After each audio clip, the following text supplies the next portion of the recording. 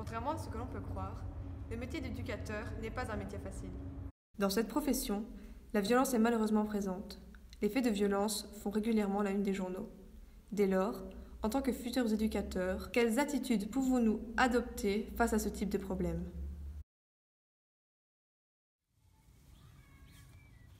Mec, Quoi? c'est pas comme ça qu'il faut faire. Mais c'est bon, je fais comme il faut. Non, Hein. donne, je vais te montrer. Mais après, c'est tu bon, je continues. te dis. Mais Mais non, je vais te dégage, montrer. hein, va-t'en. Je sais comment on fait, hein, laisse-moi faire, hein, bouffonne. Que mettre en place pour éviter ce genre de réaction, de situation? Comment dialoguer correctement pour éviter les conflits? Alors c'est pas évident d'éviter ce genre de situation parce qu'il faut avant tout les anticiper. Il faut anticiper ces réactions parce que parfois les jeunes peuvent être frustrés, se sentir peut-être mal à l'aise, pas à l'aise avec l'activité, se sentir en échec, laisser faire une tentative, peut-être un échec, et puis revenir après avec lui sur ce qui n'a pas été, en l'occurrence.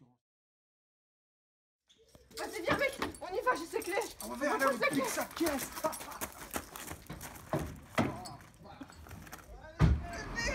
Plus vite! Attention, putain! Quelle est la juste mesure entre les règles, les limites et la relation de confiance avec les bénéficiaires? Dans nos sociétés, tout est basé sur les règles, les limites et la confiance qu'on donne à l'autre. Et je pense que dans notre travail avec les bénéficiaires, c'est la même chose. Dans ce cas-ci, ils ont clairement dépassé les limites et au bout du compte, la confiance est perdue. Donc, tout notre travail d'éducateur va être de revenir avec eux sur cette situation, leur montrer que les règles étaient là pour quelque chose, elles sont importantes et que la confiance, ça se gagne et qu'à un moment donné, si on la gagne, on peut la perdre et qu'une fois qu'on l'a perdue, il faut tout faire pour la retrouver, sinon après le travail, il va être altéré par cette perte de confiance.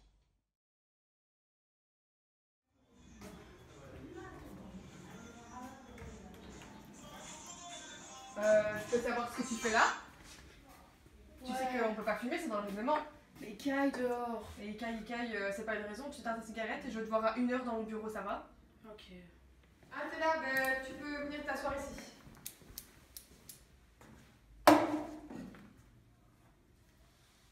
Dans ce genre de situation extrême, comment garder son sang-froid et comment réagir?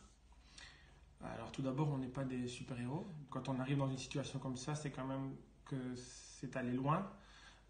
On se retrouve avec des situations dangereuses. Si les jeunes commencent à être armés, à menacer des gens, il faut essayer un maximum de revenir au calme. Et c'est vrai qu'il faut pouvoir garder soi-même son sang-froid. C'est d'essayer de comprendre ce qui ne va pas, d'essayer de savoir pourquoi les jeunes font ça. Dans un cas extrême, si la violence commence à être vraiment trop importante, il faut aussi faire appel aux services concernés, la police, etc. Donc voilà. Mais la violence ne vient pas toujours des bénéficiaires. Les éducateurs peuvent aussi se montrer violents, voire maltraitants. Que conseillerez-vous à un futur éducateur pour ne pas arriver à de telles situations de violence? Alors, ce que j'aurais envie de dire à un jeune éducateur, c'est de savoir où sont ses limites. Sur deux aspects. D'abord, ses limites par rapport à la population avec laquelle il va travailler.